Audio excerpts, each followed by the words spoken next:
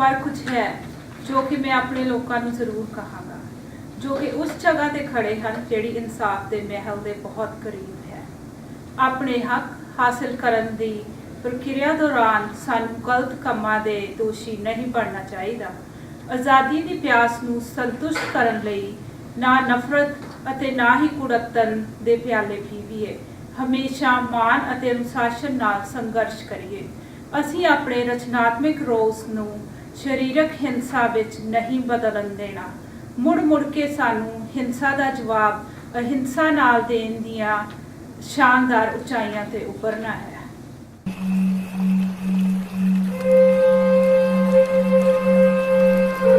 I would like to introduce you to Mr.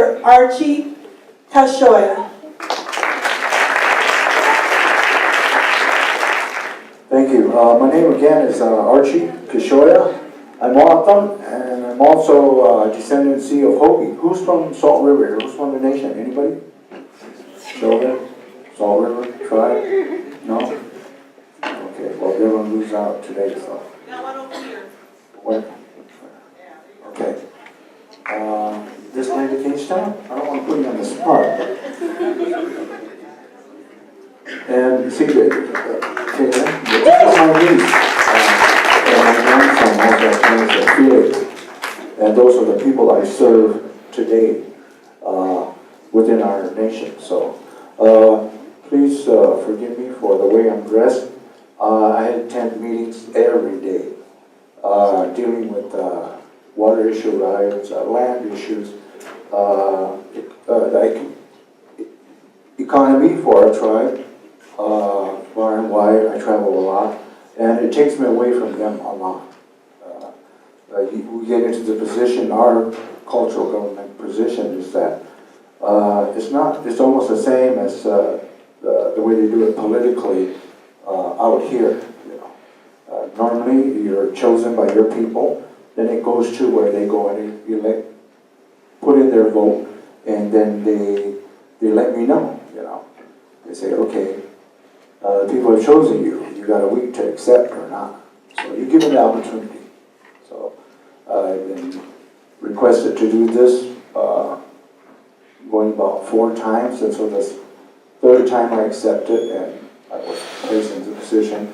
I'm going into my 2nd status of being a tribal representative. I'll start the next. I've been here 5 years, and I'll extend it to another 4 years. Okay, and then the people will come back, and someone will either request that you be placed in that position again or not. But this morning or this afternoon, I want to open with traditional, just to respect my ancestors, and just out of respect to you and your foundation of who your creator is. You know, you can go along or not. It's not disrespectful to me.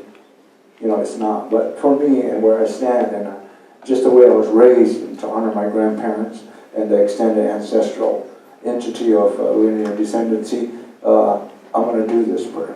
It'll be in my language. No disrespect to you, but I will not repeat it in English. For me, the honor part of it is that I've talked to them, and I'm thanking them for where I stand and what the blessings I'm trying to bestow on you, children. Daughter, we call you our God, and that's generational.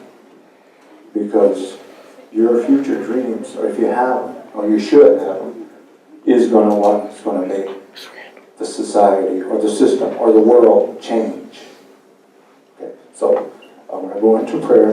It won't be long, so just honor me with that.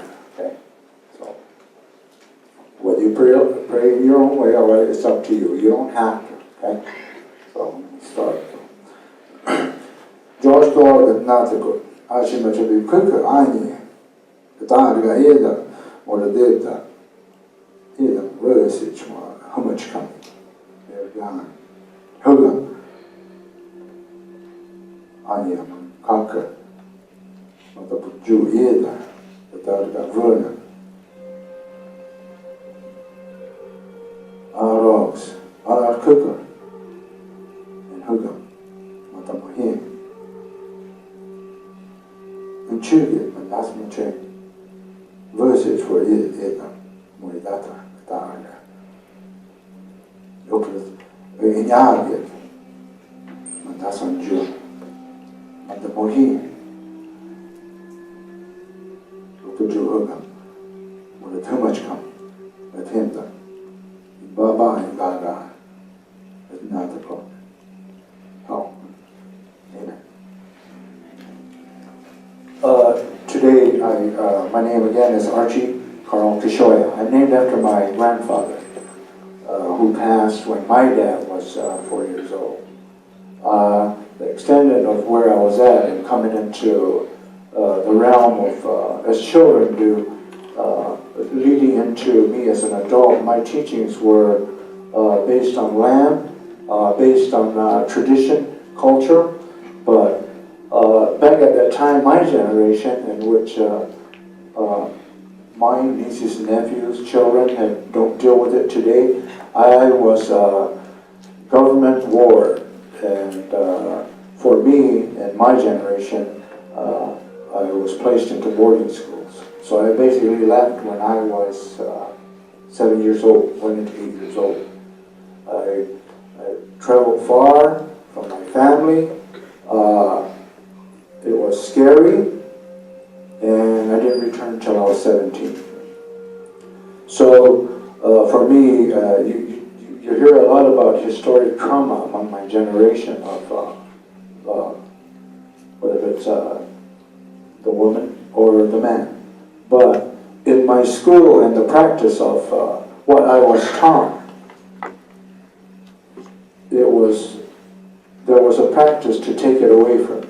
So at certain times, even going there, we had to restructure ourselves as children to come together as awesome people to do our practices, but not in a visible sense. Almost I look at it like the Underground Railroad, where we would go certain places and practice it, and speak my language so I would not lose it. And to honor those traditions of what I was taught. But the greatest fear I had and what affected me was that my parents did not care. Where were they? Why didn't they come get me? I'm so far away. Will I ever go home?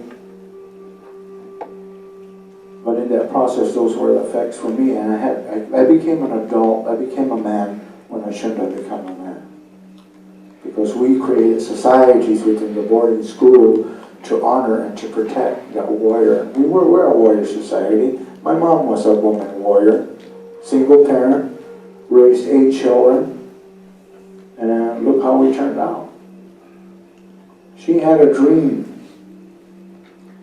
She had a dream for her children to be examples for the next generation, her grandchildren. But some of us did not follow. And I'll tell you the truth, because at some point in my life when I came home, I got into other things, you know. I didn't practice what was traditionally right. I didn't practice the morals behind it, of that foundational creator. So today I have had to go back at one point in my life, exactly when I was 30 really. Started it when I was 27. Started to change my life, to heal myself, and get back into the societies of the culture and say what was sacred to me. And now I still practice it and I endorse it. I go out and do certain things for a society called Fatherhood is Sacred. Motherhood is Sacred, which has traditional principles and does have vision. Visions create dreams. Dreams are established by vision. Without vision, you as children, or where you're going to go from here when you finish school, you're the example of the people that you represent, which basically goes back to being family. So my family did well with me and were the example of teaching me what the vision of who I was as an O'odham man, as a native man, what I should be the example of. Don't worry about what's going on out there beyond that boundary. So I can tell you today, I know ground that I stand on right here today is Autumn Aboriginal territory. It's just because a greater society, a governmental structure, and yes, wars are produced, people are overtaken, governments are established, and the onset is you have to abide by the nation you fall under. And in this case, that nation allowed my nation in 1969 moving forward because of a dream certain individuals had that my generation and moved to put up that protest. But for all Indian nations at that time, we did not look at it as a civil rights issue. For us, because it dealt with culture and who we were and what people will say, and this is the greatest word that some people in my generation cannot say or will not say, is genocide. I dealt with it as a young person in boarding school. I didn't understand the word until when I found out what they were trying to take from me. Cultural genocide, traditional genocide. But that included my language, the teachings that were taught to me as to how I should be the example as a human being. Not to say, oh, they're white, they're African American, they're Spanish. No. Each majority of a minority group, when you deal with the humanitarian side of what structures are going against it, your dreams are not, to me I see it as some of our children, my Autumn children, whom I represent sometimes, they don't want to produce those dreams because they say, well, nothing's going to happen, or it's not going to work for me, or they're already telling me what to do. So when I came into this seat, I guess I was doing something for my people that they saw and said, well, he could be productive there. I'd like to see him sit there to represent me as a servant. Culturally and tribally, every representative that sits next to me, the other 8, we have no power. It's the people that have the power. When I hear their voice and it's against something that's not beneficial to their dreams, I have to speak up on their behalf and say, that law does not work. Let's change it where it does work, because it has to be fair and just. The big fear was, I know you young people, I don't know if you dealt with it, the elections and with Trump coming in.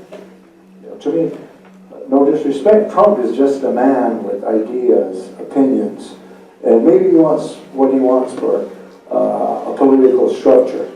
I am not political. Our tribal entity, and that's what I reinforce with others that sit me, we're not politicians. We have to produce this structure in order to deal with another nation. But I am not a politician.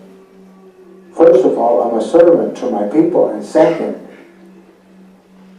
I just represent them when I go out. There's no way you can brand me with the political or the structure of that realm, because it's what's in my heart that produces fair and just things for me individually. Because one day, and if I decide to say no more, I will not accept you putting me in this position. I want to be able to deal and go and sit and make sure my tribal laws, or the laws that that government structure, or those new representatives that are coming in, make sure that I am the focus of being served traditionally, culturally, as an elder of my people. So, the dreams that I have, not just for our children, but you children here, I keep using that word children. You're going to be adults pretty soon, and I'll tell you. you're gonna wake up. How am I, you know, or your parents might say, time to move on, you're 18. Gotta go find your own place, get a job. And some of you won't. Some of your family structure will allow you to stay there. My family, me, I started early with my children.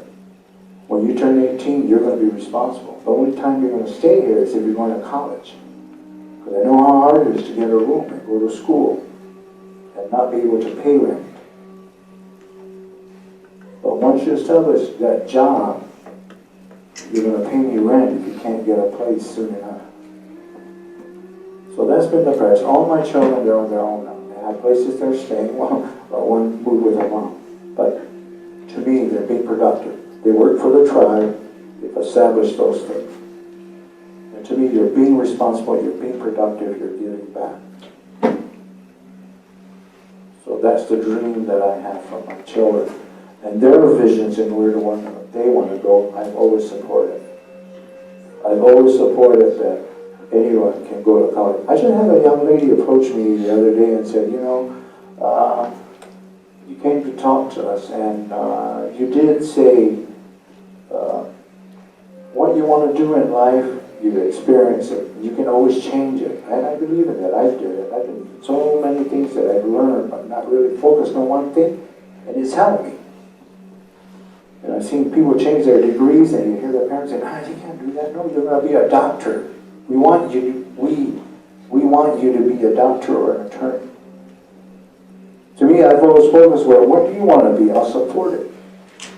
There's so many interests in musical. I used to play in a band. You know, my dream was never to be a rock star. I played in a band because I love music. Reggae, gospel, Tahano music, oldies, right? Never rap, but I think I can do it. I think I'm rapping right now, right? So to speak. But either way, you know, I've never really deterred them from doing it. So I still have all these instruments they've got in them, to bass, piano, organ, drums. They're still at my house in the storeroom. I've never discouraged them. I said, do it, try it. But, you know, I don't worry about the money. I buy it, they try it, they get good at it, and then they go to something else. To me, I'm seeing that they're being individual. They're trying new things because that's what you're going to do in life. If you only experience one thing going into life, or only wanting one thing, that's the only thing you'll ever focus on in life when you go. And then when it doesn't work, that's where children say, I don't know what I'm going to do now. Where do I go? So for me, you experience as many things as you can. That's positive. I know you have a dream, or if you're thought about it, even if it's just in a flash, I know what you want to do. Try it. I've always talked to children too. If you fail, it's not failure. That part of what people call failure is you trying it, but even though your peers say, dumb guy, or you try it, you're no good, you're not going to make it. Don't worry. Everybody is dictating what another person has to do. And to me, that doesn't bring out your individualism.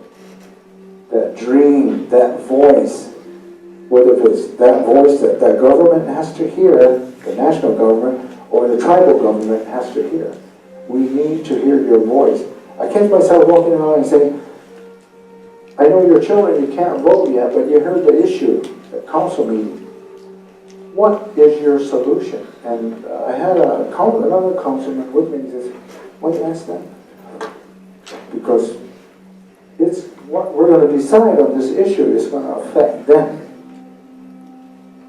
So if I can hear his comment, it means something to me. Because I want to base my decision. If I hear it, it's good, and I think, wow, okay, maybe we should do that.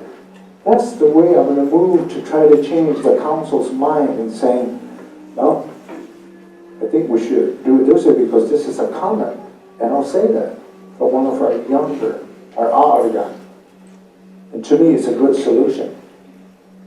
But remember, any solution you implement based on your dream If it doesn't work, you can always change it. That's where you practice. That's where you practice your responsibility of learning. Well, again, I don't like using that word failure to make you haven't failed. You just tried something, it didn't work. You use your mind, you try to focus on something else. You're practicing that you're the fixer, you're the solution maker.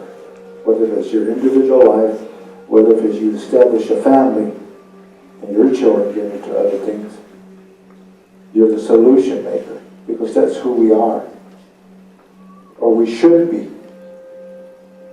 I never walk away or I never go home with something on my mind that hasn't been finished. To me, we've got to do this, or at least get some structure as to how we're going to deal with it.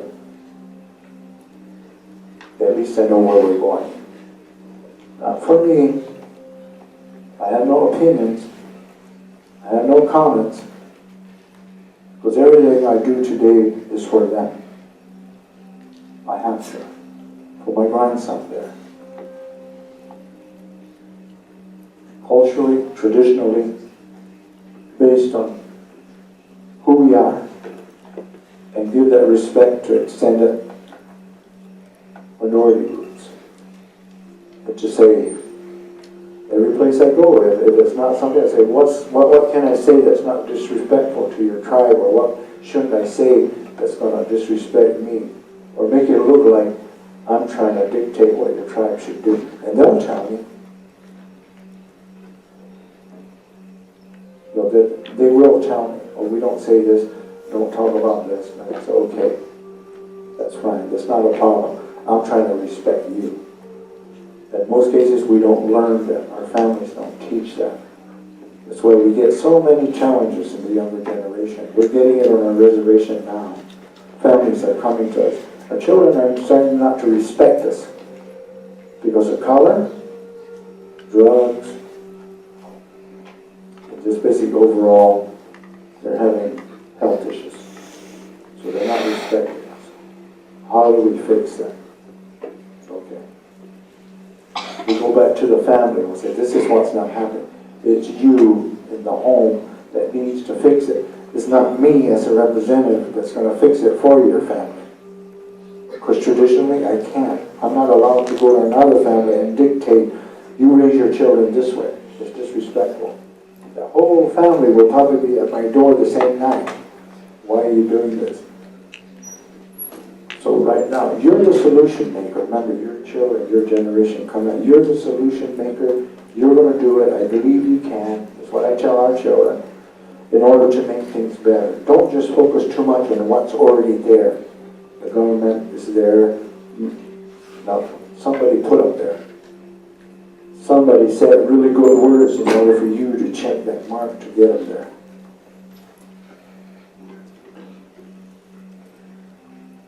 So today, moving forward, your dreams do matter. I mean, whether I'm in the Salt River Nation, it matters because we're affected by Mesa, we're affected by Scottsdale, and you're going to be there in those areas. So what you do affects our community. What our community does affects your community. So you always hear people, can't we just get along? You know, to me, that's not a cliche thing to say because it's so true. The thing is, we need to get along. We need to bring that respect and that integrity of who we are and what we're the examples of. And sometimes it is going to be hard, I'm telling you. Because somebody always has an opinion about what you do, who you are, what you say. And to me, I've grown up, and I hate to say this, I learned in boarding school, I don't care what you say. I'm going to do what I have to do in order to protect the people, my tribe that are here with me, to preserve who we are. And in this case, sometimes the greater nation, it's family. It's family. That everybody has a dream. That was one thing that's in the eulogy. It struck me one day when I heard it was Robert F. Kennedy, and Kennedy doing his eulogy, And there was an ending that I heard that, and I've dealt with that to this day, and I always go back to it. I do, and I sort of base my life on it, other than getting back into society and instilling the principles of fatherhood and sacred, and following those 5 principles of creator, choice, teachable, wisdom, and service. But there was this one thing, and I thought, no, that's my grandfather. That is my grandfather. It was, in a sense of what people deal with or what they see, or the structure of things that have been implemented. They ask why. Why this, or why that? Why don't they do it this way? But for me, I drew things that never were for my people, and say, why not? Because that is the dream. You have greater things you're probably thinking about what you want to do when you leave and you become an adult. Things that could be challenged. And that's okay. Why not? Because whatever the outcome of it, that it is going to be, that you're going to deal with, you've done it, you've tried it, you've voiced it. Because during that line, and I've done this sometimes, because people will tell me that, okay, I like it, I like what he said, yes, I support you. Those people will still have the same dream you do, just differently. So whether we have individual dreams and we're going to move forward, it's good that we all support the dreams. If it sort of coincides with our dream and you get the support in moving forward, that's really good. That's where changes happen. Whether we think of it or not, changes will happen. Changes are going to come. Your generation, the next generation coming forward, changes will come. But the fear is, will those changes be better? Will they be beneficial or not? So when you become parents, and I've always been supportive of education, you tell your children, you go to school, you get the academics. At one point I fell behind when I was going to school. And the fear was, yeah, I'm dumb guy. Maybe I am dumb. Not even getting it. I had a teacher who approached me and said, you just don't understand it. That's it. You didn't understand it. You were socializing. You were doing other things. You just fell behind.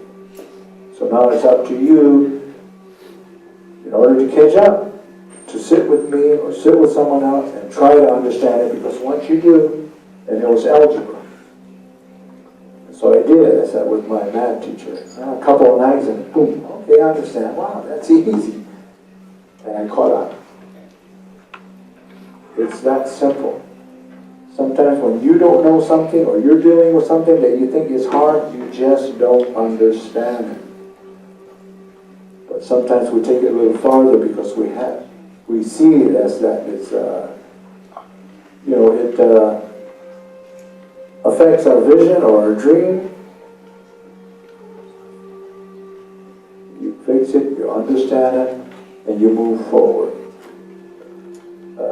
That's life.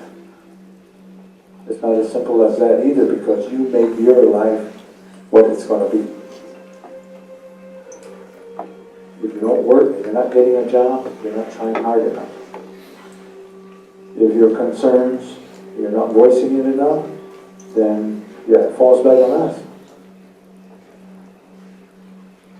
For me, it's just, I don't know what I did to get into this position, but somebody had enough faith, or somebody saw something I was doing and he trusted that I could do it for them, that I could listen, which I do, that I can serve. Their dream was in some way a part of that dream where they wanted to see the tribe go.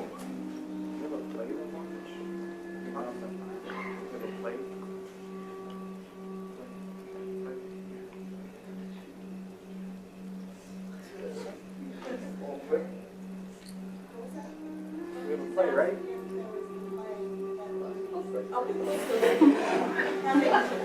Oh, I thought I was in a plane.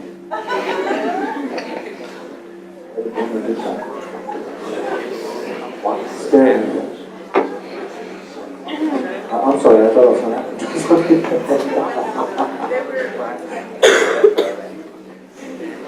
Well, the plane's coming, I guess.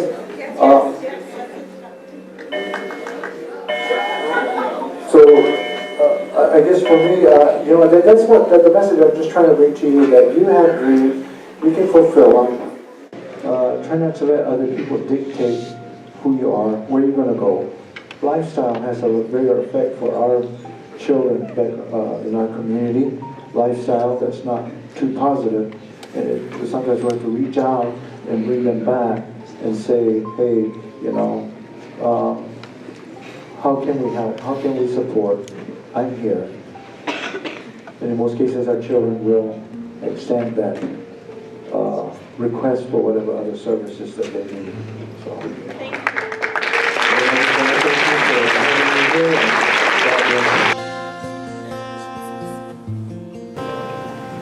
you. I'm happy to join with you today in what will go down in history as the greatest demonstration for freedom in the history of our nation. 50 years ago, a great American, in whose symbolic shadow we stand today, signed the Emancipation Proclamation. This momentous decree came as a great beacon of light of hope to millions of Negro slaves who had been seared in the flames of withering injustice. It came as a joyous daybreak to end the long night of captivity. But 100 years later, the Negro is still not free. 100 years later, the life of the Negro is still sadly crippled by the manacles of segregation and the chains of discrimination. 100 years later, the Negro lives on a lonely island of poverty in the midst of a vast ocean of material prosperity. 100 years later, the Negro is still languished in the corners of American society and finds himself in exile in his own land. And so we've come here today to dramatize a shameful condition. In a sense, we've come to our nation's capital to cash a check.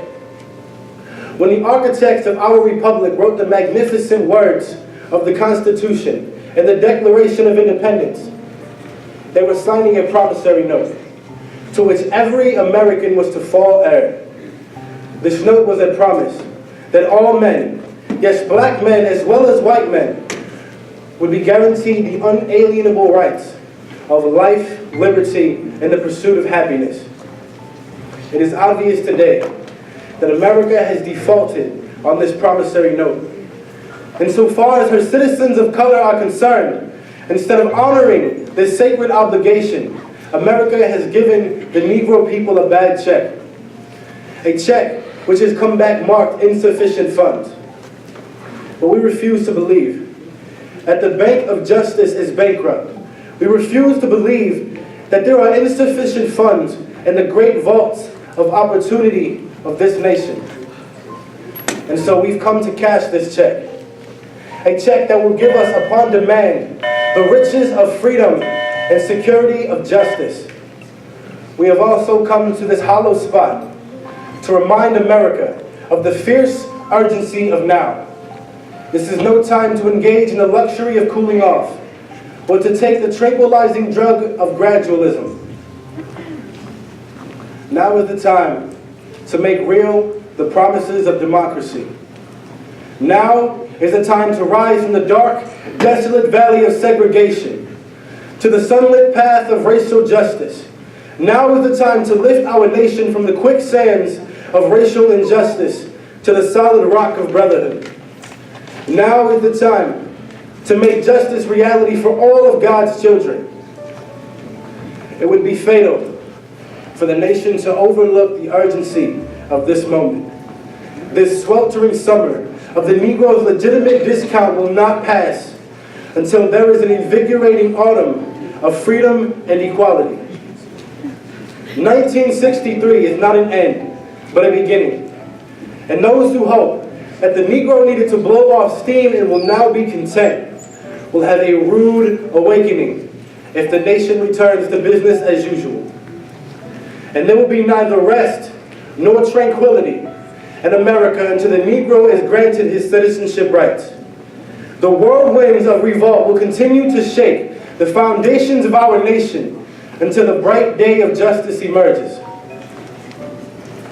But there is something that I must say to the people who stand on the warm threshold which leads us into the palace of justice. In the process of gaining our rightful place, we must not be guilty of wrongful deeds. Let us not seek to satisfy our thirst for freedom by drinking from the cup of bitterness and hatred. We must forever conduct our struggle on the high plane of dignity and discipline. We must not allow our creative protest to degenerate into physical violence again and again. We must rise to the majestic heights of meeting physical force with soul force. The marvelous new militancy which has engulfed the Negro community must not lead us to a distrust of all white people. For many of our white brothers are evidenced by their presence here today, have come to realize that their destiny is tied with our destiny. And they have come to realize that their freedom is inextricably bound to our freedom. We cannot walk alone. And as we walk, we must make the pledge that we shall always march ahead. We cannot turn back. There are those asking the devotees of civil rights, when will you be satisfied? We can never be satisfied as long as the Negro is the victim of unspeakable horrors of police brutality. We can never be satisfied as long as our bodies heavy with the fatigue of travel cannot gain lodging in the motels of the highways and the hotels of the cities. We cannot be satisfied as long as our Negro's basic mobility is from a smaller ghetto to a larger one. We can never be satisfied as long as our children are stripped of their selfhood and robbed of their dignity by signs stating, "For whites only." We cannot be satisfied as long as a Negro in Mississippi cannot vote and a Negro in New York believes he has nothing for which to vote.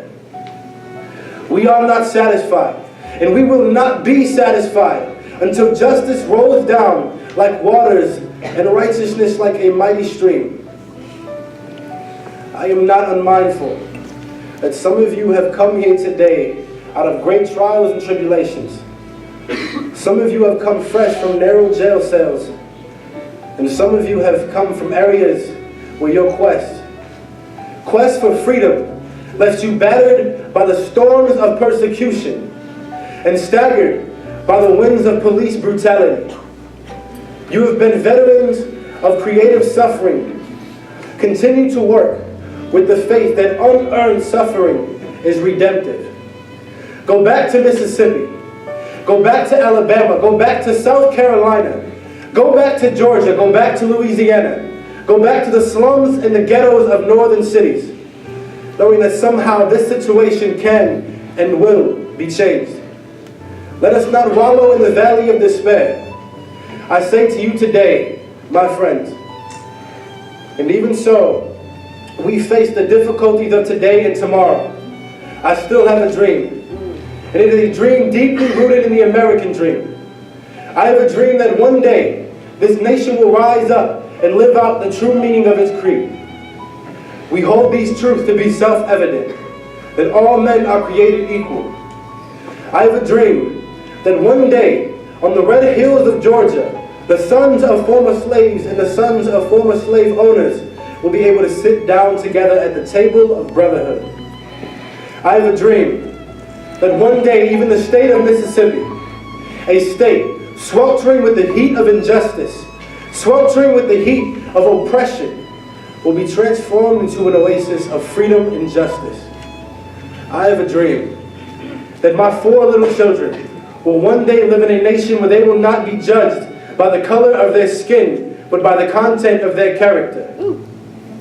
I have a dream today.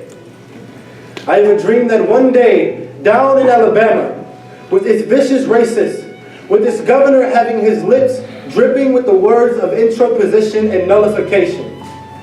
One day, right there in Alabama, little black boys and black girls will be able to join hands with little white boys and white girls as sisters and brothers. I have a dream today. I have a dream that one day every valley shall be exalted, and every hill and mountain shall be made low. The rough places will be made plain, and the crooked places will be made straight. And the glory of the Lord shall be revealed, and all flesh shall see it together. This is our hope. And this is the faith that I will go back to the South with. With this faith, we will be able to hew out of the mountain of despair a stone of hope. With this faith, we will be able to transform the jangling discords of our nation into a beautiful symphony of brotherhood. With this faith, we will be able to work together, to pray together, to struggle together, to go to jail together, to stand up for freedom together, knowing that we will one day be free. And this will be the day. This will be the day when all of God's children will be able to sing with new meaning. My country, 'tis of thee, sweet land of liberty, of thee I sing. Land where my fathers died, land of the pilgrim's pride. From every mountainside, let freedom ring. And if America is to be a great nation, this must become true. And so let freedom ring from the prejudiced hilltops of New Hampshire. Let freedom ring from the mighty mountains of New York. Let freedom ring from the heightened Alleghenies of Pennsylvania. Let freedom ring from the snow-capped Rockies of Colorado. Let freedom ring from the curvaceous slopes of California. But not only that, let freedom ring from Stone Mountain of Georgia. Let freedom ring from Lookout Mountain of Tennessee. Let freedom ring from every hill and molehill of Mississippi. From every mountainside, let freedom ring. And when this happens, and when we allow freedom ring, when we let it ring from every village and every hamlet, from every state and every city, we'll be able to speed up that day when all of God's children, black men and white men, Jews and Gentiles, Protestants and Catholics, will be able to join hands and sing in the words of the old Negro spiritual. Free at last, free at last. Thank God Almighty, we are free at last.